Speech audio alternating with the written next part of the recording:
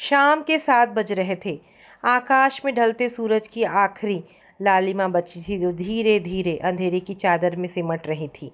सिन्हा निवास के आलीशान दीवान खाने में सोफे पर बैठे आलोकनाथ सिन्हा के चेहरे पर खानदानी रईसी का घमंड साफ झलक रहा था। उनके पास ही उनका इकलौता बेटा सुजीत बैठा हुआ था। सुजीत अभी अभी अपने ऑफिस से लौटा था, लेकिन उसके चेहरे पर थकान से ज़्यादा एक अजीब सा अहंकार था। सुजीत, आलोकनाथ ने कहा, आज तुम्हारी माँ कह रही थी कि बहू अमृता अपनी सहेली की शादी में जाने की जिद कर रही है। मैंने साफ मना कर दिया है। हमारे घर की औरतें इस तरह रात बिरात शादियों में अकेली नहीं जाया करती। सुजीत ने अपनी टाई ढीली की और हंसते हुए बोला, पापा आपने बिल्कुल सही किया। अमृता को मैंने भी समझा दिया है कि उसकी दुनिया इस घर की चार दीवारी के अंदर ही है। औरत आखिर पैर की जूती ही तो होती है। उसे सिर पर चढ़ाओगे तो वो सीधे आसमान में उड़ने लगेगी। उसे अपनी औकात में रहना आना चाहिए। उसी समय अमृता चाय की ट्रे लेकर कमरे में दाखिल हो रही थी। सुजीत के ये शब्द उसके कानों में पिघले हुए शीशे की तरह उतरे। औरत पैर की जूती होती है। अमृता के हाथ कांप गए। कप और प्लेट आपस में टकराए, जिससे एक तीखी आवाज़ हुई। देखकर नहीं चल सकती? दिमाग कहाँ रहता है तुम्हारा? सुजीत ने झिड़कते हुए कहा। अमृता ने अपनी आंखें नीची कर ली। वो एक ऊंचे और संस्कारी परिवार की पढ़ी लिखी लड़की थी। जब 2 साल पहले उसकी शादी सुजीत से हुई थी, तब उसने सोचा था कि उसे एक जीवन साथी मिलेगा जो उसके सपनों को समझेगा। लेकिन यहाँ आकर उसे एहसास हुआ कि इस घर में औरत की हैसियत एक बेजान वस्तु से ज़्यादा कुछ नहीं थी। सुजीत की माँ सुषमा खुद इसी विचारधारा की थी कि पति की हर सही गलत बात को सहना ही पत्नी का धर्म है। अमृता ने चुपचाप चाय की प्याली सुजीत के सामने रखी। उसकी आंखों में आंसू थे, लेकिन उसने उन्हें गिरने नहीं दिया। उसने तय कर लिया था कि वो इस अपमान को अपनी नियति नहीं बनने देगी। लेकिन वो सही वक्त का इंतज़ार कर रही थी। रात के 11 बज चुके थे। बेडरूम में सुजीत अपने फ़ोन पर व्यस्त था। अमृता कमरे के एक कोने में बैठी एक किताब पढ़ रही थी, लेकिन उसका ध्यान शब्दों पर नहीं बल्कि सुजीत की कही बातों पर था। अमृता, सुजीत ने बिना उसकी तरफ देखे कहा, कल सुबह मेरे कुछ बिजनेस पार्टनर नाश्ते पर आ रहे हैं। कचौड़ी और खीर बढ़िया बननी चाहिए। मेरी माँ तुम्हारी मदद नहीं करेगी, उन्हें घुटनों में दर्द है। ठीक है? अमृता ने शांत आवाज़ में जवाब दिया।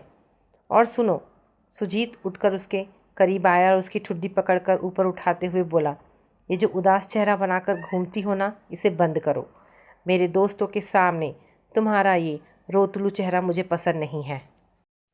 हंसी खुशी सबकी खातिरदारी करना सीखो।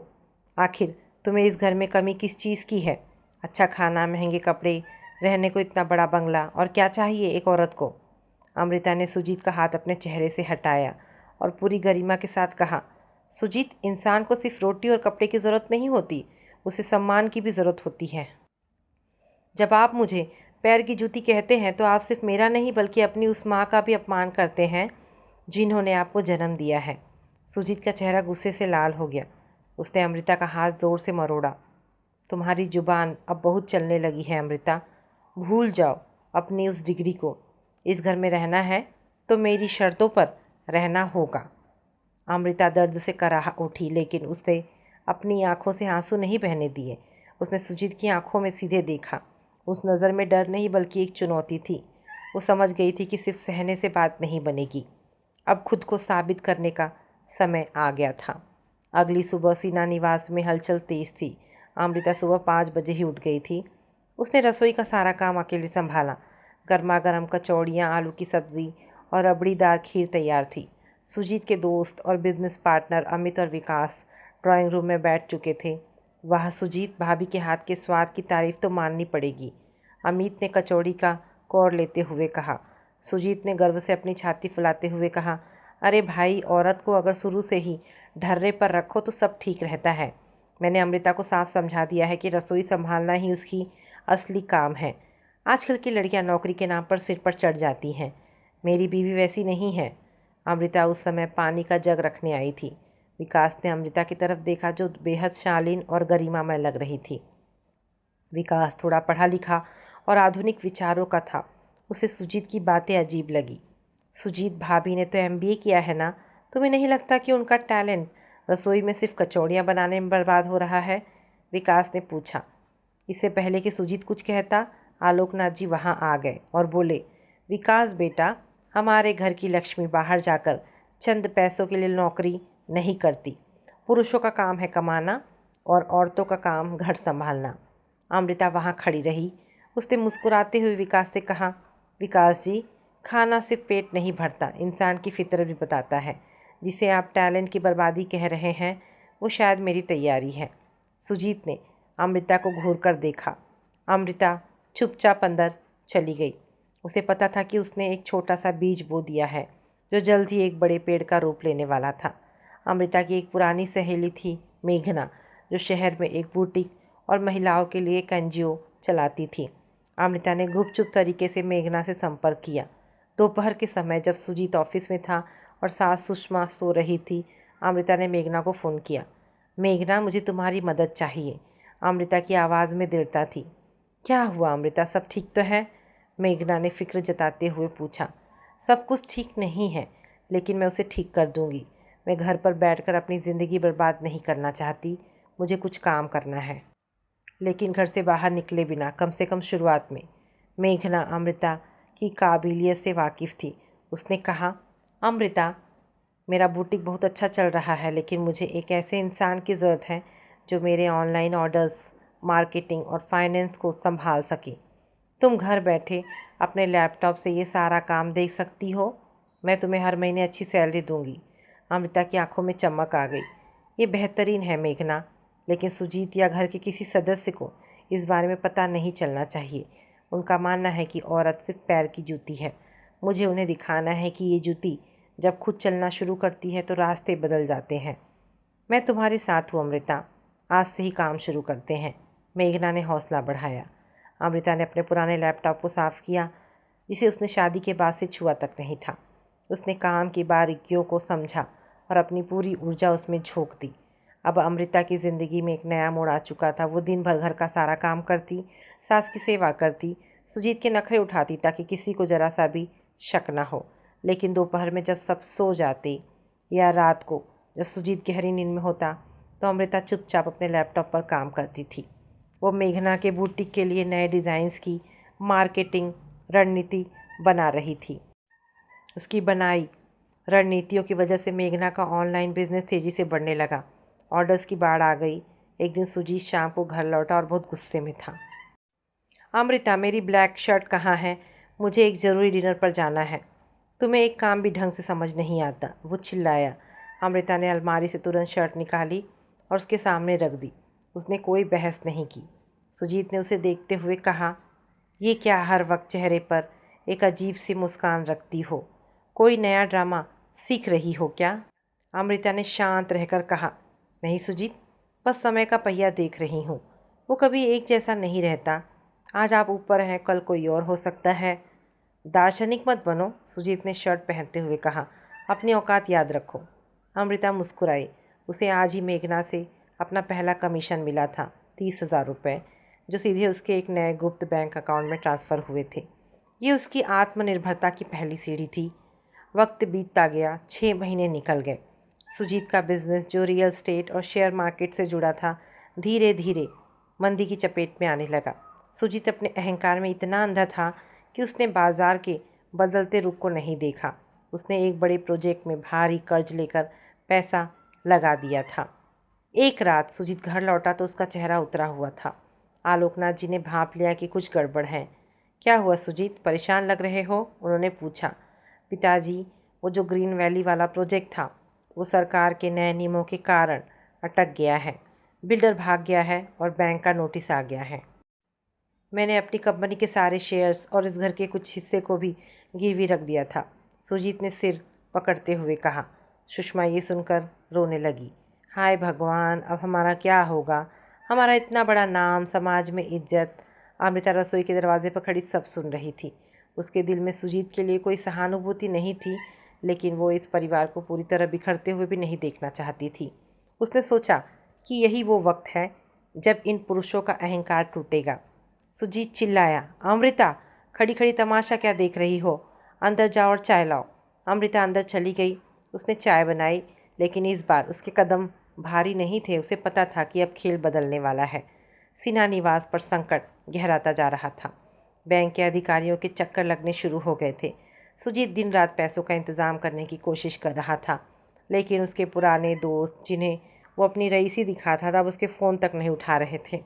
एक दोपहर सुजीत ड्राइंग रूम में बैठा अपने सिर को हाथों में दबाए रो रहा था। आलोकनाथ जी बेबसी से उसे देख रहे थे। सुजीत, कोई रास्ता नहीं बचा। हमारे पास जो पुश्तैनी जेवर है, क्या उनसे कुछ बात बन सकती है?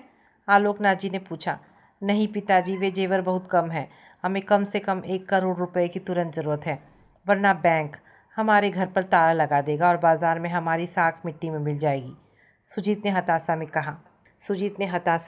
कहा। सुषमा ने रोते हुए अमृता की तरफ देखा। बहू, तुम्हारे मायके से कुछ मदद मिल सकती है, तुम्हारे पिताजी से कहो ना। अमृता आगे आई और उसने दृढ़ता से कहा, माँ जी, मेरे पिताजी ने अपनी पूरी ज़िंदगी की कमाई मेरी शादी में लगा दी। अब उनके पास कुछ नहीं है और मैं उन्हें इस दलदल में नहीं घसीटूंगी। सुजीत गुस्से में खड़ा हो गया। तो फिर तुम किस काम की हो? जब मुसीबत आई तो हाथ खड़े कर दिए। तुम जैसी औरत सिर्फ ऐश करना जानती है।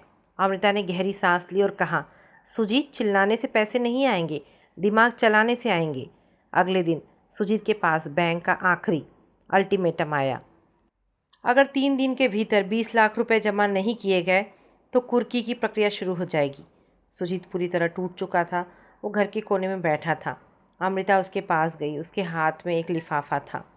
ये क्या है? सुजीत ने बेरुखी से पूछा। इसे खोल कर देखो, अमृता ने कहा। सुजीत ने लिफाफा खोला। उसके अंदर एक चेक था, पूरे 50 लाख रुपए का, जो अमृता के नाम से जारी हुआ था। सुजीत की आंखें फटी की फटी रह गई। उसने आलोकनाथ जी और सुषमा को बुलाया। अमृता, ये इतने पैसे तुम्हारे पास कहाँ से आए? क्या तुमने कोई गलत काम किया है या तुम्हारे मायके वालों ने दिए? सुजीत ने शक भरी नज़रों से पूछा। अमृता जोर से हंस पड़ी। उसकी हंसी में एक अजीब सी ताकत थी। सुजीत, आपकी सोच आपकी जूतियों से आगे बढ़ ही नहीं सकती। ये पैसा किसी ने मुझे भीख में नहीं दिया है, ये मेरी अपनी कमाई है। तुम्हारी कमाई? तुम तो 24 घंटे इस घर में रहती हो, सुषमा ने अचरज से कहा। हाँ माँ जी, जिस वक्त आप सो रही होती थी और सुजीत अपने दोस्तों के साथ पार्टियों में उड़ रहा होता था, मैं रात रात भर जागकर मेघना के बुटीक और ई-कॉमर्स बिजनेस को संभाल रही थी। पिछले 1.5 साल में मैंने जो मेहनत की है, ये उसका नतीजा है। मैं उस कंपनी की पार्टनर बन चुकी हूँ, अमृता ने गर्व से कहा। सुजीत का पुरुष अहम इस बात को स्वीकार नहीं कर पा रहा था कि जिस पत्नी को वो पैरों की जूती समझता था, आज वही उसे बचाने के लिए खड़ी थी। मुझे नहीं चाहिए तुम्हारा ये पैसा, सुजीत ने चेक की टेबल पर पटकते हुए कहा। मैं एक औरत के टुकड़ों पर नहीं पलूंगा। लोग क्या कहेंगे कि सुजीत सिन्हा अपनी बीवी की कमाई से बचा? आलोकनाथ जी ने सुजीत को डांटते हुए कहा। सुजीत, पागल मत बनो। इस समय इज्जत दांव पर लगी है। अगर ये घर बिक गया तो समाज में मुंह दिखाने लायक नहीं रहेंगे। लेकिन पिताजी, ये औरत, सुजीत ने अमृता की तरफ उंगली उठाई। इस औरत का एक नाम है, सुजीत, अमृता। अमृता ने उसकी उंगली नीचे करते हुए कहा। और याद रखिए, ये पैसा मैं आपको दान में नहीं दे रही हूँ। ये एक बिजनेस डील है। डील? कैसी डील? सुजीत ने चौंक कर पूछा।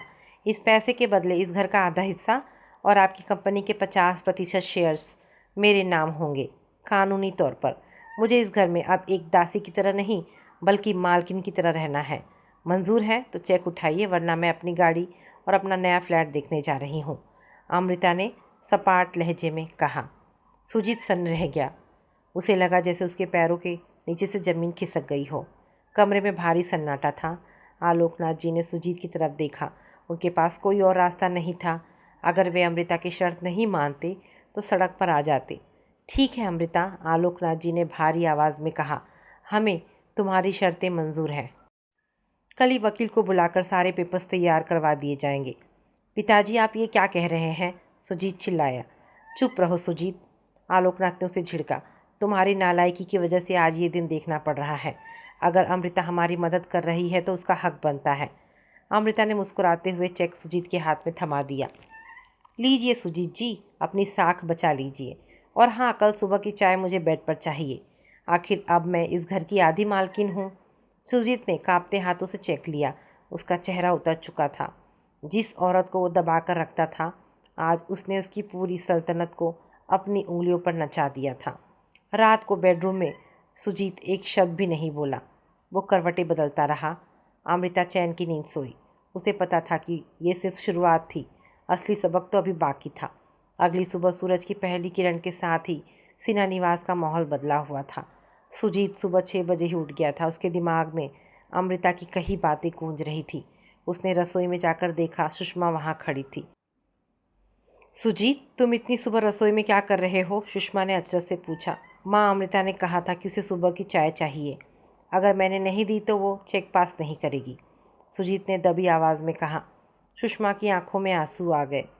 उन्होंने कभी नहीं सोचा था कि उनका शेर जैसा बेटा एक दिन रसोई में चाय बनाएगा, लेकिन वे भी जानती थी कि अमृता के बिना उनका अस्तित्व खत्म हो जाएगा। सुजीत ने चाय बनाई और कांपते हाथों से ट्रे लेकर बेडरूम में गया। अमृता उठ चुकी थी और बेड पर बैठकर अपने टैबलेट पर कुछ काम कर रही थी। तुम्हारी चाय, सुजीत ने ट्रे साइड टेबल पर रखते हुए कहा। उसकी आवाज़ में कोई रौब नहीं था।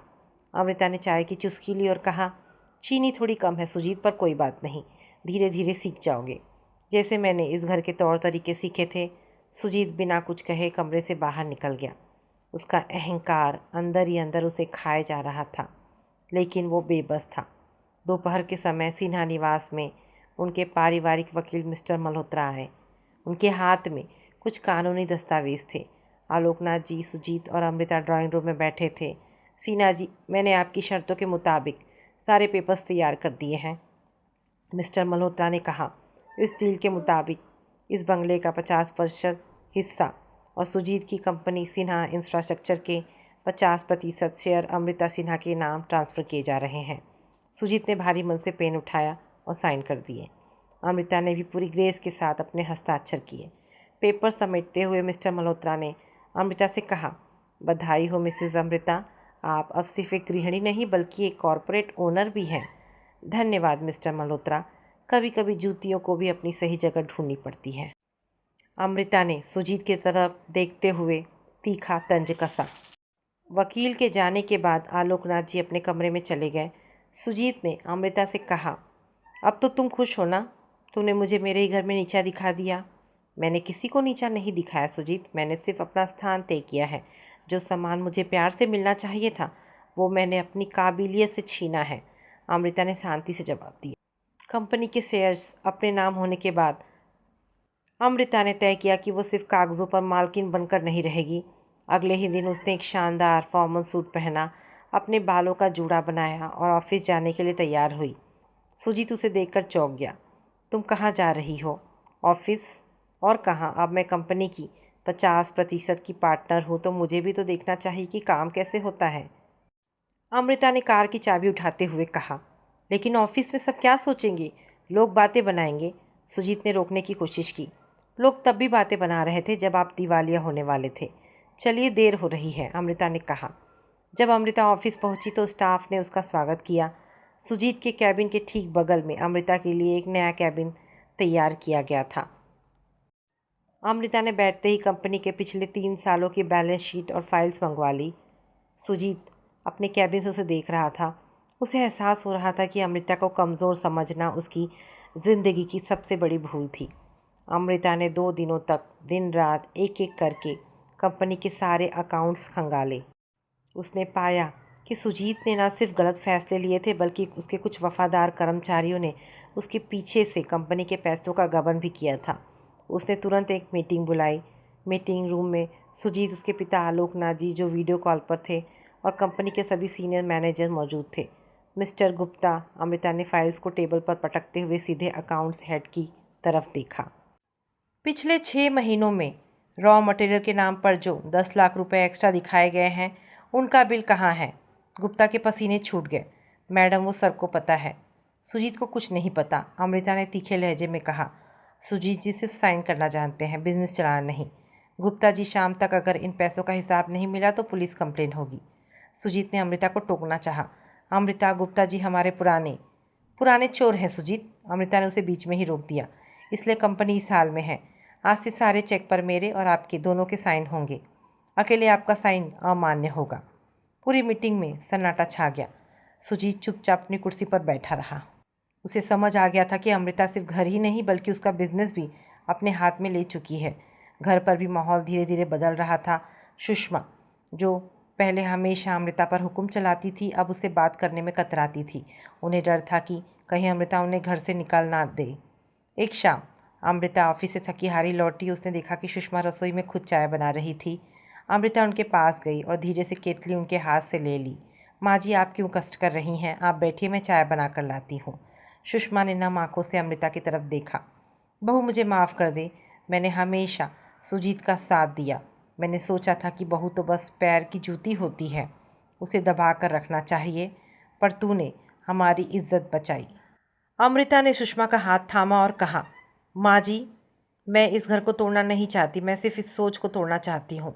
एक औरत जब दूसरी औरत के दर्द को नहीं समझती तब पुरुष और ज़्यादा क्रूर हो जाता है। आप मेरी माँ जैसी हैं, मुझे आपसे कोई शिकायत नहीं है। सुषमा ने अमृता को गले से लगा लिया। सिन्हा निवास की चारदीवारी में पहली बार रिश्तों की एक नई और सच्ची शुरुआत हो रही थी। ऑफिस में काम करते हुए अमृता को कई ऐसी चुनौतियों का सामना करना पड़ा जो सुजीत के गलत फैसलों की देन थी। कंपनी पर बाजार का काफ़ी कर्ज था और लेनदार हर रोज़ ऑफिस के चक्कर काट रहे थे। एक दिन सिन्हा इंफ्रास्ट्रक्चर के ऑफिस में शहर का एक बड़ा और रसूखदार फाइनेंसर विक्रम मल्होत्रा आया। विक्रम स्वभाव से सख्त और बेहद पेशेवर इंसान था। वो सुजीत का पुराना लेनदार था और उसका कंपनी पर बड़ा बकाया था। सुजीत, मुझे मेरी रकम वापस चाहिए। तुम्हारे वादे बहुत सुन चुका हूँ, विक्रम ने सुजीत के कैबिन में घुसते ही कहा। सुजीत सकपका गया। विक्रम जी, थोड़ा वक्त और दीजिए, बाजार की हालत आप जानते ही हैं। तभी अमृता वहाँ आई। उसने विक्रम की तरफ हाथ बढ़ाते हुए कहा, नमस्कार मिस्टर मल्होत्रा, मैं अमृता सिन्हा, इस कंपनी की मैनेजिंग पार्टनर। सुजीत जी की परेशानी अब मेरी परेशानी है। कृपया मेरे कैबिन में बैठें, हम इस पर तसल्ली से बात करते हैं। विक्रम अमृता के आत्मविश्वास से प्रभावित हुआ। उसने सुजीत को छोड़कर अमृता के कैबिन का रुख किया। सुजीत बाहर खड़ा अपनी किस्मत को कोस रहा था। उसे अपनी लाचारी पर रोना आ रहा था, जिसे वो कभी अपनी ताकत समझता था। अमृता ने विक्रम के सामने कंपनी का एक नया रिवाइवल प्लान रखा। उसने दिखाया कि कैसे वे अपने अटके हुए प्रोजेक्ट को दोबारा शुरू करके मुनाफा कमा सकते हैं।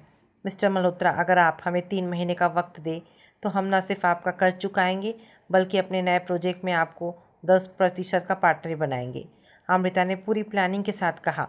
विक्रम ने पेपर्स को ध्यान से देखा और मुस्कुराया। मिसेस सिन्हा, मैंने सुजीत के साथ सालों काम किया है, लेकिन उसमें कभी ये दूरदर्शिता नहीं देखी। आपकी प्लानिंग में दम है। ठीक है, मैं आपको 3 महीने का वक्त देता हूँ, लेकिन याद रखिए, ये मौका सिर्फ आपकी काबिलियत की वजह से मिल रहा है। विक्रम के जाने के बाद अमृता ने राहत की सांस ली। सुजीत उसके कैबिन में आया। तुमने उससे क्या बात की? उसने मान लिया? सुजीत ने पूछा। हाँ, वो मान गया, लेकिन इसके लिए मुझे रात दिन काम करना होगा। सुजीत, अगर कंपनी को बचाना है तो तुम्हें मेरे नीचे एक असिस्टेंट की तरह काम करना होगा। क्या तुम इसके लिए तैयार हो? अमृता ने उसकी आंखों में देखते हुए पूछा। सुजीत का चेहरा लाल हो गया, लेकिन उसके पास कोई और रास्ता नहीं था। उसने धीरे से अपना सिर हाँ में हिला दिया। दीपावली का त्यौहार नज़दीक था, लेकिन सिन्हा निवास में इस बार वो पुरानी रौनक नहीं थी। आलोकनाथ जी की तबीयत थोड़ी ख़राब रहने लगी थी। वे ज़्यादातर समय अपने कमरे में ही बिताते थे। सुजीत भी घर और ऑफिस के बीच के इस नए तालमेल से मानसिक रूप से परेशान था। दीपावली के दिन सुषमा ने अमृता से कहा, बहू, आज पूजा की सारी तैयारी तुम ही करोगी। अब इस घर की असली लक्ष्मी तुम ही हो। अमृता ने पूरे घर को दियों से सजाया। शाम को जब पूजा का समय हुआ तो सुजीत भी पारंपरिक कपड़ों में वहां आया। पूजा के दौरान पंडित जी ने कहा, पति पत्नी दोनों साथ बैठकर आरती करें। आरती करते समय सुजीत का हाथ काँप रहा था। उसने अमृता की तरफ देखा, जो पूरी श्रद्धा के साथ प्रार्थना कर रही थी। सुजीत को पहली बार एहसास हुआ कि उसने इतने सालों तक जिस औरत को अपने से नीचा समझा, वो आध्यात्मिक और मानसिक दोनों रूपों में उससे कहीं ऊपर थी। पूजा खत्म होने के बाद आलोकनाथ जी ने दोनों को आशीर्वाद दिया। खुश रहो अमृता, तुमने इस बिखरे हुए घर को संभाल लिया, मुझे गर्व है तुम पर। सुजीत चुपचाप खड़ा रहा। उसे अपने पिता के मुंह से अमृता की तारीफ सुनना पच नहीं रहा था, लेकिन वो कुछ कह भी नहीं सकता था। सुजीत के मन में अभी भी अहंकार की चिंगारी सुलग रही थी। उसे लग रहा था कि अमृता के कारण उसकी मर्दानगी और समाज में उसकी इज्जत दांव पर लग गई है। उसने अपने कुछ पुराने चाटुकार दोस्तों के साथ मिलकर अमृता को कंपनी से बेदखल करने की एक गुप्त योजना बनाई। देख सुजीत, उसके दोस्त अमित ने एक बार में बैठते हुए कहा। जब तक अमृता के पास शेयर्स हैं तू कुछ नहीं कर सकता। तुझे उसके साइन जाली करने होंगे या फिर उसे किसी बड़े स्कैम में फंसाना होगा ताकि वो खुद ही पीछे हट जाए। सुजीत के दिमाग पर नफरत का पर्दा पड़ा था। उसने अमित की बात मान ली। उसने कंपनी के एक बड़े प्रोजेक्ट के फर्जी पेपर्स तैयार करवाए जिस पर उसने अमृता के जाली हस्ताक्षर कर दिए। उसका इरादा अमृता को टैक्स चोरी और धोखाधड़ी के मामले में फंसाने का था। वो भूल गया था कि अमृता अब हर कदम फूंक फूंक कर रख रही थी। कंपनी के डिजिटल लॉक्स और अकाउंट्स पर उसकी कड़ी नज़र थी। सुजीत की इस हरकत की भनक अमृता के वफादार आईटी हेड ने उसे तुरंत दे दी। अगली सुबह जब सुजीत ऑफिस पहुंचा तो उसने देखा कि उसके कैबिन में अमृता के साथ 2 पुलिस अधिकारी बैठे थे। सुजीत के पैर ठिठक गए। क्या क्या बात है? पुलिस यहाँ क्यों आई है? सुजीत ने हकलाते हुए पूछा। अमृता उठी और उसने टेबल पर वे फर्जी पेपर्स रख दिए जो सुजीत ने तैयार करवाए थे। सुजीत, तुमने सोचा था कि तुम मेरे जाली साइन करके मुझे फंसा दोगे। तुम भूल गए कि कंपनी का हर डिजिटल डॉक्यूमेंट मेरे अप्रूवल के बिना आगे नहीं बढ़ सकता। पुलिस इंस्पेक्टर ने कहा, मिस्टर सुजीत सिन्हा, आपके खिलाफ जालसाजी और धोखाधड़ी की शिकायत दर्ज की गई है। आपको हमारे साथ चलना होगा। सुजीत घबरा गया। वो अमृता के सामने हाथ जोड़ने लगा। अमृता, मुझे माफ़ कर दो। मुझसे बहुत बड़ी गलती हो गई। मैं अपने अहंकार में अंधा हो गया था। प्लीज़ पुलिस को वापस भेज दो। हमारी बदनामी होगी। अमृता ने ठंडे लहजे में कहा, बदनामी की चिंता तब करनी थी सुजीत जब तुम ये साजिश रच रहे थे। इंस्पेक्टर साहब इन्हें ले जाइए। कानून को अपना काम करने दीजिए। सुजीत को पुलिस पकड़ कर ले गई। ऑफिस का पूरा स्टाफ ये नज़ारा देख रहा था। अमृता ने साबित कर दिया था कि वो अब किसी भी अन्याय को बर्दाश्त नहीं करेगी। जब आलोकनाथ जी और सुषमा को पता चला कि सुजीत पुलिस की हिरासत में है तो घर में कोहराम मच गया। सुषमा रोती हुई अमृता के पैरों में गिर पड़ी। बहू, मेरे बेटे को बचा ले, वो जेल में नहीं रह पाएगा। उसे गलती हो गई, वो नासमझ है। सुषमा बिलख रही थी। अमृता ने उन्हें उठाया और सोफे पर बिठाया। माँ जी, वो नासमझ नहीं है, वो एक शातिर सोच का शिकार है। उसने मुझे जेल भेजने की तैयारी की थी। अगर आज मैं उसकी इस हरकत को माफ़ कर दूंगी तो कभी नहीं सुधरेगा। आलोकनाथ जी ने एक लंबी सांस ली और अपनी पत्नी से कहा, सुषमा, रोना बंद करो। अमृता ने जो किया वो सही है। सुजीत को अपनी गलतियों की सज़ा मिलनी ही चाहिए। हमने उसे बहुत सिर पर चढ़ाया था। उसी का नतीजा आज हम भुगत रहे हैं। अमृता ने कहा, मैं कोर्ट कचहरी के चक्कर में इस परिवार को बर्बाद नहीं करना चाहती। मैं कल सुबह उसकी जमानत करवा दूंगी, लेकिन वो जेल की एक रात कभी नहीं भूलेगा। उसे समझ आना चाहिए कि सलाखें कैसी होती हैं। सुजीत के लिए वो रात किसी कयामत से कम नहीं थी। लॉकअप की ठंडी ज़मीन पर बैठे हुए उसे अपनी पूरी ज़िंदगी एक फ़िल्म की तरह याद आ रही थी। उसने कैसे अमृता का अपमान किया था, कैसे उसे पैर की जूती कहा था, कैसे उसके अधिकारों को कुचला था। उसी लॉकअप में उसके साथ कुछ मामूली अपराधी भी थे। जब उन्होंने सुजीत की रईसी के बारे में सुना तो उन्होंने उसका मजाक उड़ाया। क्यों साहब, बड़े बाप के बेटे हो, फिर भी यहाँ बीवी के चक्कर में आ गए, एक कैदी ने हंसते हुए कहा। सुजीत ने अपने कान बंद कर लिए। उसकी आत्मा उसे झकझोर रही थी। उसे पहली बार एहसास हुआ कि असली ताकत पैसों में नहीं बल्कि चरित्र में होती है। अमृता ने कभी उसका बुरा नहीं चाहा था। उसने हमेशा परिवार को बचाया था और उसने बदले में उसे जेल भेजने की साजिश रची। सुबह होते होते सुजीत का अहंकार पूरी तरह टूटकर बिखर चुका था। उसकी आंखों से आंसू बह रहे थे जो उसके पश्चाताप के आंसू थे। अगली सुबह अमृता अपने वकील के साथ पुलिस स्टेशन पहुंची और सुजीत की जमानत के पेपर्स पर साइन किए। जब सुजीत लॉकअप से बाहर आया तो उसके कपड़े अस्त व्यस्त थे और उसके चेहरे पर मायूसी थी। उसने अमृता की तरफ देखा, लेकिन इस बार उसकी आंखों में नफरत या गुस्सा नहीं था, बल्कि सिर्फ शर्मिंदगी थी। घर चलो सुजीत, अमृता ने किसी कड़वाहट के कहा। रास्ते भर दोनों के बीच कोई बातचीत नहीं हुई। जब वे घर पहुंचे तो सुजीत सीधे अपने माता पिता के कमरे में गया और उनके पैरों पर गिरकर रोने लगा। पिताजी, मुझे माफ़ कर दीजिए। माँ, मैं बहुत बुरा बेटा और एक बहुत बुरा पति साबित हुआ। मैंने अमृता के साथ जो किया उसकी सज़ा मुझे मिल गई, सुजीत ने सिसकते हुए कहा। आलोकनाथ जी ने उसके सिर पर हाथ रखा और कहा, मुझसे नहीं सुजीत, अमृता से माफ़ी मांगो। अगर आज वो ना होती तो तुम ज़िंदगी भर के लिए अंदर जा चुके होते। रात को जब अमृता कमरे में आई तो उसने देखा कि सुजीत फर्श पर बैठा हुआ था। वो बेड पर नहीं सोया था। तुम फर्श पर क्यों बैठे हो? अमृता ने पूछा। सुजीत उठ खड़ा हुआ और अमृता के सामने हाथ जोड़कर घुटनों के बल बैठ गया। अमृता, मैं इस लायक भी नहीं हूँ कि तुमसे बात कर सकूँ। मैंने तुम्हें हमेशा पैर की जूती समझा, लेकिन तुमने मुझे सिर का ताज बनाए रखने के लिए अपनी पूरी ताकत लगा दी। मुझे माफ़ कर दो। अगर तुम चाहो तो मुझे तलाक दे सकती हो। मैं सब कुछ छोड़कर चला जाऊँगा। अमृता ने सुजीत को देखा। उसकी आंखों में सच्चा पश्चाताप साफ दिख रहा था। अमृता आगे बढ़ी और उसने सुजीत को उठाकर सोफे पर बिठाया। सुजीत, मैं तुमसे बदला नहीं लेना चाहती थी। मैं सिर्फ तुम्हें ये एहसास कराना चाहती थी कि एक औरत का वजूद क्या होता है। जब तुम उसे पैर की जूती समझते हो तो तुम अपने ही घर की नींव कमज़ोर करते हो। मुझे तुम्हारा घर या बिजनेस नहीं चाहिए। मुझे सिर्फ एक ऐसा जीवन साथी चाहिए जो मेरा सम्मान करे, अमृता ने भावुक होते हुए कहा। सुजीत ने अमृता का हाथ चूम लिया। मैं वादा करता हूँ अमृता, आज से सुजीत सिन्हा बदल गया है। सिन्हा परिवार में अब एक नई सुबह का आगाज़ हो चुका था। सुजीत और अमृता अब ऑफिस के साथ जाते थे, लेकिन इस बार उनके बीच कोई प्रतिस्पर्धा नहीं थी। वे एक दूसरे के पूरक बन चुके थे। अमृता की रणनीति और सुजीत की मेहनत की वजह से कंपनी का अटका हुआ प्रोजेक्ट ग्रीन वैली दोबारा शुरू हो गया। बाजार में कंपनी की साख फिर से मजबूत होने लगी। विक्रम मल्होत्रा भी उनके काम की रफ्तार देखकर बहुत खुश था। एक दिन ऑफिस में सुजीत ने स्टाफ की एक मीटिंग बुलाई।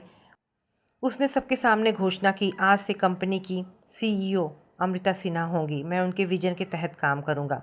मुझे गर्व है कि हमारी कंपनी की कमान इतनी काबिल महिला के हाथ में है। पूरा ऑफिस तालियों की गड़गड़ाहट से गूंज उठा। अमृता की आंखों में खुशी के आंसू थे। ये उसकी जीत थी, उस सोच पर जीत जिसने कभी उसे कमज़ोर समझा था। सिन्हा परिवार की सफलता और बदलाव की चर्चा पूरे समाज में होने लगी थी। जो लोग पहले सुजीत के अहंकार की कहानियाँ सुनाते थे, अब वे अमृता और सुजीत की जोड़ी की मिसाल देने लगे थे। एक दिन आलोकनाथ जी के एक पुराने मित्र, जो खुद काफ़ी दकियानूसी विचारों के थे, उनके घर आए। उन्होंने बातों बातों में कहा, सिन्हा जी, आपने बहू को बहुत खुली छूट दे रखी है। कल को ये सिर पर चढ़ जाएगी। आलोकनाथ जी ने चाय का कप रखते हुए मुस्कुराकर जवाब दिया, भाई साहब, जब घर में लक्ष्मी खुद चल कर आए और बिखरते परिवार को संभाल ले तो उसे सिर पर चढ़ाना नहीं बल्कि उसका सम्मान करना कहते हैं। मेरी बहू इस घर की रीढ़ की हड्डी है। औरतों को पैरों की जूती समझने वाले लोग अक्सर खुद रास्ते के पत्थर बन जाते हैं। सुजीत भी वहीं खड़ा था। उसने अपने पिता की बात का समर्थन करते हुए कहा, बिल्कुल सही कहा पिताजी। एक पुरुष तब तक अधूरा है जब तक वो अपनी पत्नी को अपने बराबर का दर्जा नहीं देता। 3 साल बीत चुके थे।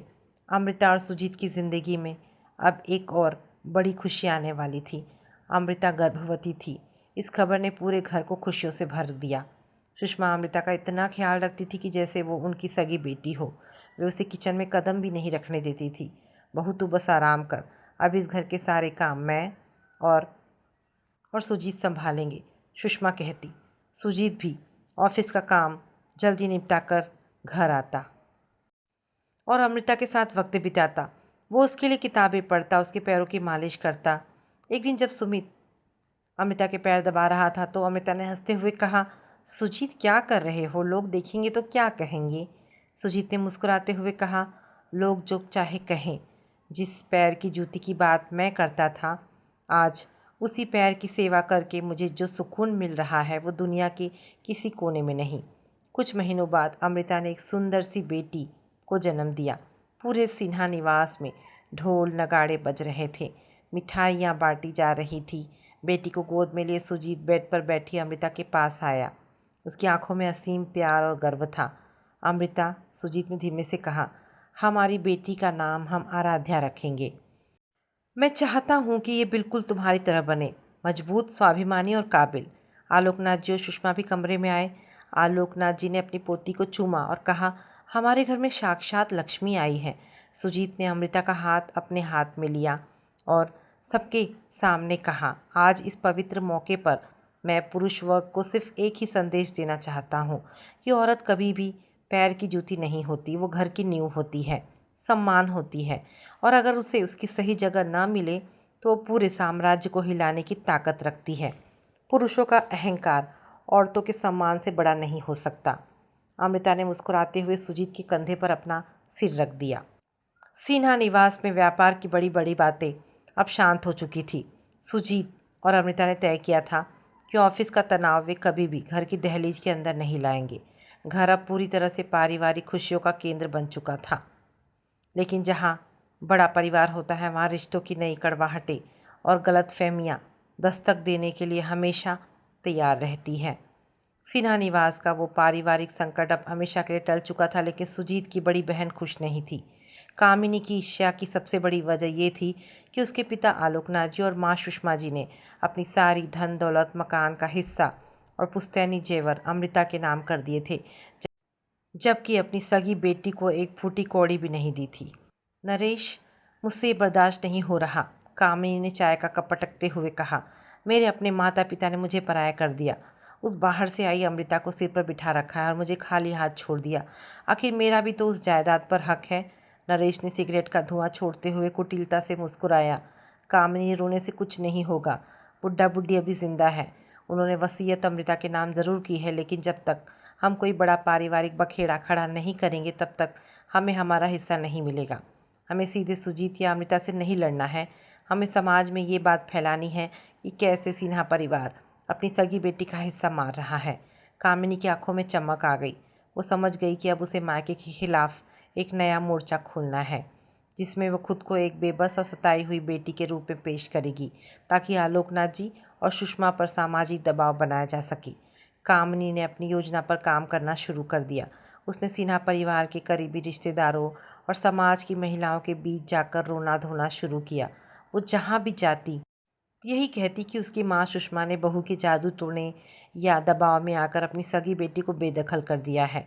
अरे मौसी जी, मैं क्या बताऊँ। कामिनी ने सुजीत की सगी मौसी विभा के घर जाकर आंसू बहाए। माँ ने मेरे हिस्से के सारे खानदानी जेवर अमृता भाभी की अलमारी में रख दिए। नरेश जी की आर्थिक स्थिति थोड़ी ख़राब है, तो क्या माता पिता का फ़र्ज नहीं बनता कि अपनी बेटी की मदद करे? पर वहाँ तो बहू ही सब कुछ है। सुजीत भाई भी अपनी बीवी के पल्लू से बंधे हैं। विभा मौसी पुरानी सोच की महिला थी। उन्हें भी ये बात अजीब लगी कि बेटी को कुछ नहीं मिला और सब कुछ बहू को दे दिया गया। उन्होंने तुरंत सुषमा को फ़ोन लगाया।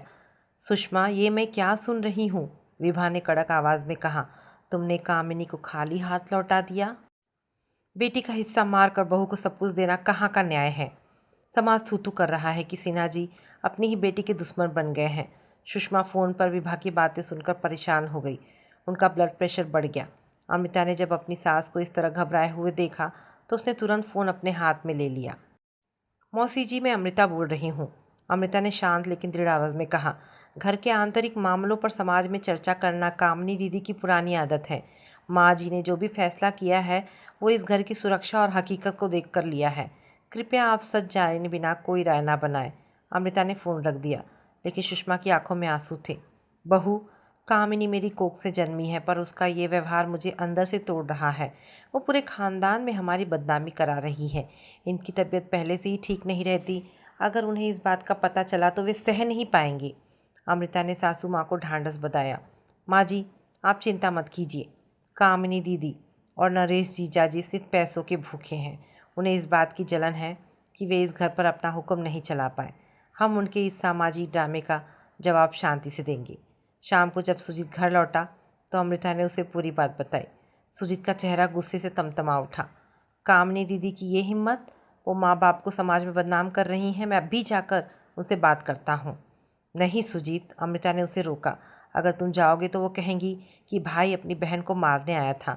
हमें सही वक्त का इंतज़ार करना होगा। उनकी जलन ही उन्हें कोई बड़ी गलती करने पर मजबूर करेगी। कामिनी के सामाजिक ड्रामे का जब सिन्हा परिवार पर कोई खास असर नहीं हुआ तो नरेश ने एक नई और ख़तरनाक चाल चली।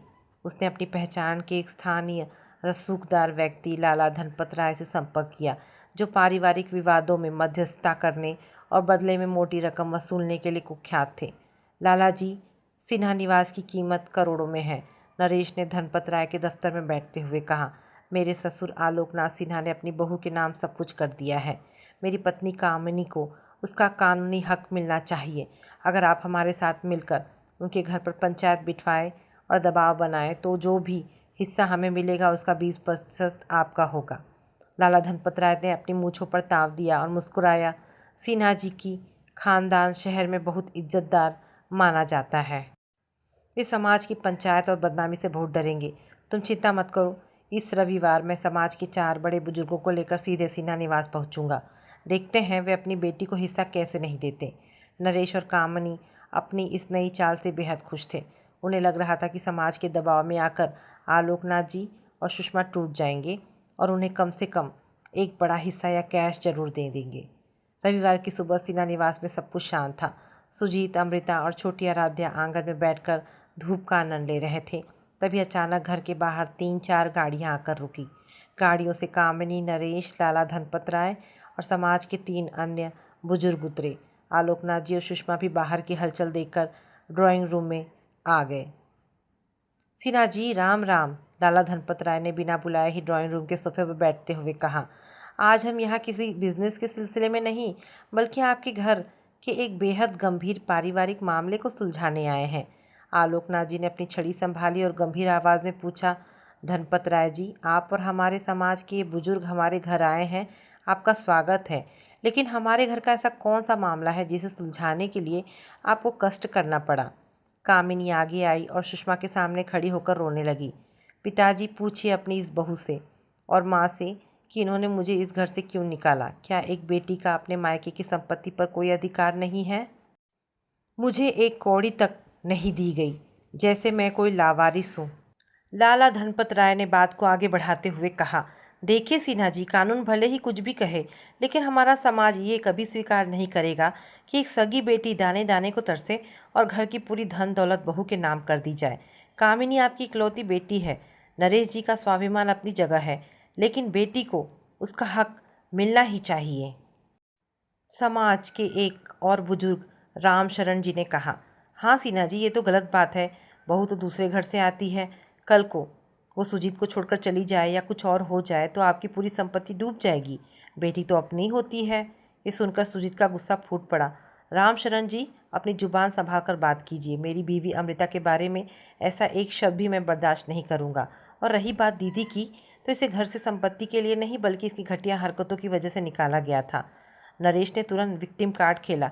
देखिए लाला जी, सुजीत अब अपनी बहन को भी अपशब्द कह रहा है। ये सब इस अमृता का सिखाया हुआ है। इसने पूरे घर को अपने वश में कर रखा है। अमृता चुपचाप खड़ी सब सुन रही थी। उसने देखा कि सुषमा और आलोकनाथ जी समाज के इन तानों से अंदर ही अंदर असहज हो रहे थे। उनका सिर शर्म से झुक रहा था। अमृता ने तय किया कि अब उसे ही मोर्चा संभालना होगा। अमृता आगे बढ़ी और उसने लाला धनपत राय और बाकी बुजुर्गों के सामने कुछ दस्तावेज रख दिए। ये दस्तावेज उस समय के थे जब सुमित का बिजनेस डूबने की कगार पर था और अमृता ने अपनी मेहनत की कमाई से घर को बचाया था। लाला जी और समाज के सभी आदरणीय बुजुर्गों, अमृता की आवाज़ में एक गजब की शालीनता और दृढ़ता थी।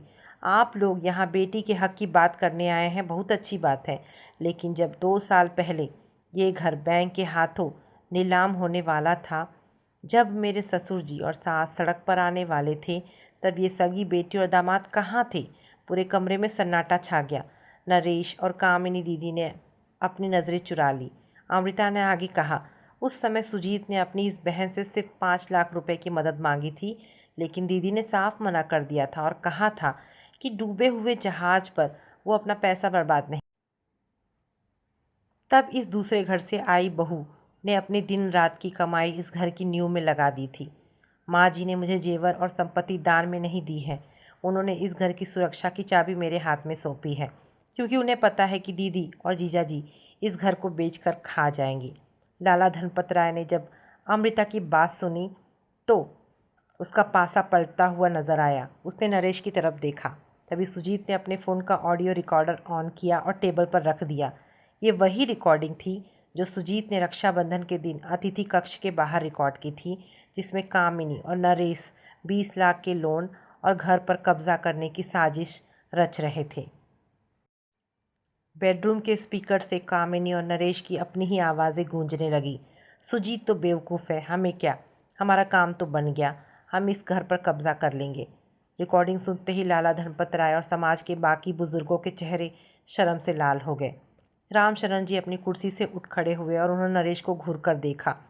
नरेश, तुमने हमसे कहा था कि तुम्हारे साथ अन्याय हुआ है। तुम तो यहाँ अपने ही ससुर और साले के खिलाफ साजिश रच रहे थे।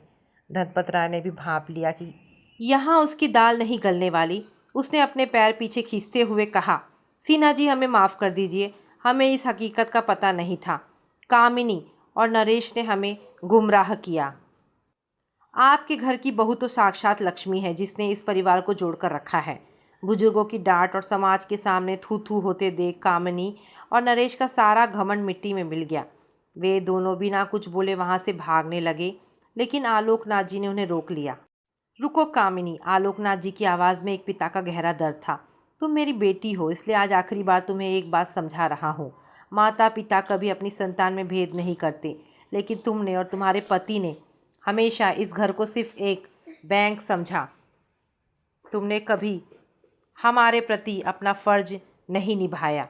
आज के बाद अगर तुमने मेरी बहू अमृता या मेरे बेटे सुजीत के खिलाफ कोई भी साजिश रची तो मैं पुलिस में तुम्हारी शिकायत दर्ज करवा दूंगा। तुम्हारे लिए इस घर के दरवाजे हमेशा के लिए बंद हैं। कामिनी रोती हुई नरेश का हाथ पकड़कर बाहर निकल गई। इस बार उसकी आंखों में सिर्फ गुस्सा नहीं बल्कि समाज के सामने बेइज्जत होने का एक ऐसा दाग था जो कभी नहीं धुलने वाला था। उनकी जलन ने उन्हें कहीं का नहीं छोड़ा था। कमरे में आए मेहमानों के जाने के बाद सुषमा ने अमृता को गले से लगा लिया। बहू, आज तूने फिर से इस घर की लाज बचा ली, समाज के सामने हमारे सिर को झुकने से बचा लिया। सिन्हा निवास में अब शांति का साम्राज्य पूरी तरह स्थापित हो चुका था। कामिनी और नरेश के इस आखिरी हमले के नाकाम होने के बाद रिश्तेदार और बाहरी समाज को ये अच्छी तरह समझ आ गया था कि इस घर की असली ताकत अमृता का आत्मसम्मान और उसकी बुद्धिमानी है। कुछ दिनों बाद घर के आंगन में तुलसी विवाह का उत्सव मनाया जा रहा था। पूरे घर को गेंदे के फूलों और दियों से सजाया गया था। सुजीत और अमृता ने मिलकर पूजा की। पूजा के बाद सुजीत ने अमृता की तरफ देखा, जिसकी मांग में सिंदूर और चेहरे पर एक असीम संतोष की चमक थी। सुजीत ने धीरे से कहा, अमृता, आज मुझे एहसास हो रहा है कि एक पुरुष अपनी ज़िंदगी में चाहे जितना कमा ले, लेकिन अगर उसके पास तुम्हारी जैसी समझदार और स्वाभिमानी जीवन साथी ना हो तो उसका पूरा जीवन व्यर्थ है। तुमने मुझे पैरों की जूती की सोच से उठाकर इस मुकाम तक पहुंचाया है। अमृता ने मुस्कुराते हुए अपनी बेटी आराध्या को अपनी बाहों में समेट लिया और कहा, सुजीत, रिश्ता चाहे पति पत्नी का हो या माता पिता और बच्चों का, वो कभी पैसों या जायदाद से नहीं चलता। वो सिर्फ और सिर्फ आपसी विश्वास और सम्मान की डोर से बंधा होता है। जहाँ ये डोर मजबूत होती है वहाँ दुनिया की कोई भी ईर्ष्या या जलन दरार नहीं डाल सकती। रात के शांत माहौल में सिन्हा निवास के ऊपर चमकते सितारे गवाही दे रहे थे कि उस घर की नींव अब इतनी मजबूत हो चुकी थी जिसे हिला पाना किसी के बस की बात नहीं थी। औरत पैर की जूती नहीं बल्कि पूरे ब्रह्मांड को समेटने वाली शक्ति है। ये संदेश इस घर की हर दीवार पर हमेशा के लिए अंकित हो चुका था। इस घटना के बाद सिन्हा निवास में एक नई परंपरा शुरू हुई। सुजीत अपना सिर्फ अमृता का सम्मान करता बल्कि हर घर के छोटे बड़े काम में उसका हाथ बटाता, चाहे सुबह की चाय बनानी हो या आराध्या को पढ़ाना हो। दोनों मिलकर हर जिम्मेदारी उठाते थे। कामिनी और नरेश के जाने के बाद समाज और रिश्तेदारों को भी ये कड़ा संदेश मिल गया था कि सिन्हा परिवार की बहू के खिलाफ एक शब्द भी बोलना भारी पड़ सकता है। लोग अब अमृता और सुजीत के आपसी तालमेल की कस्में खाने लगे थे। एक सुहानी शाम पूरा परिवार आंगन में बैठा हुआ था। सुजीत ने अमृता के लिए खुद अपने हाथों से इलायची वाली चाय बनाई थी। लीजिए मिसेस अमृता सिन्हा, आपके पति के हाथों की खास चाय। सुजीत ने मुस्कुराते हुए कप बढ़ाया। अमृता ने चाय की चुस्की ली और कहा, इस बार स्वाद बिल्कुल परफेक्ट है सुजीत। सुजीत ने आराध्या को अपनी गोद में बिठाते हुए कहा, स्वाद तो परफेक्ट होना ही था अमृता, क्योंकि इसमें कोई कड़वाहट नहीं, सिर्फ और सिर्फ सम्मान और प्यार घुला हुआ है। मैंने सीख लिया है कि परिवार तब तक ही सुंदर है जब तक उसमें औरत को उसका हक और पूरा आदर मिले। आराध्या ने हंसते हुए दोनों के हाथों को एक दूसरे के ऊपर रख दिया। ढलते सूरज की सुनहरी किरणें सिन्हा निवास के आंगन को इस तरह चमका रही थी जैसे वे इस सुखी और आदर्श परिवार को अपनी अंतिम और सबसे खूबसूरत गवाही दे रही है। दोस्तों, जहाँ सम्मान होता है वहाँ खुशियाँ खुद ब खुद अपना बसेरा बना लेती हैं। तो दोस्तों, ये कहानी यहाँ पर समाप्त होती है। आशा करती हूँ कहानी पसंद आई होगी। अगर कहानी पसंद आई है तो प्लीज़ इसे लाइक एंड शेयर करें। दोस्तों, ऐसी ढेरों पारिवारिक और शिक्षाप्रद कहानी सुनने के लिए मेरे चैनल को प्लीज़ सब्सक्राइब करें। धन्यवाद दोस्तों, मिलते हैं एक नई कहानी के साथ।